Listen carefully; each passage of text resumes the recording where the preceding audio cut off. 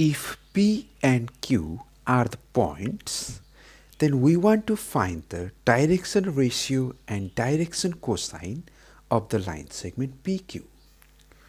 If the coordinate of P is given by x1, y1, z1 and the coordinate of Q is given by x2, y2, z2, then the direction ratio of line segment PQ is given by x2 minus x1, comma y2 minus y1 and z2 minus z1.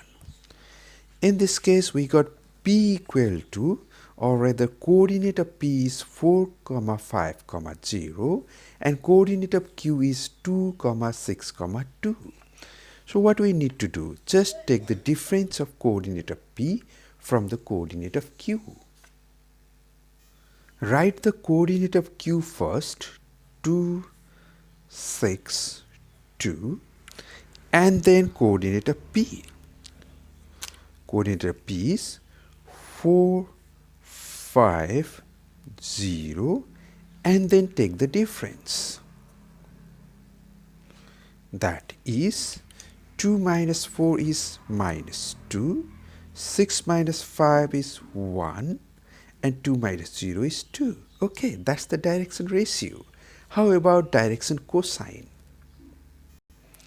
If ABC denotes the direction ratio of a line segment, then the direction cosine of the line segment is given by A by root over A square plus B square plus C square, B by root over A square plus B square plus C square, and C by root over A square plus B square plus C square.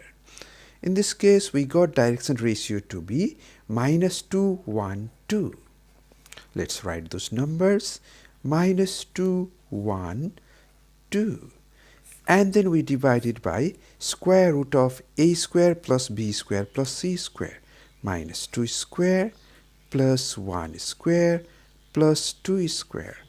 Again divide by square root of minus 2 square plus 1 square plus 2 square.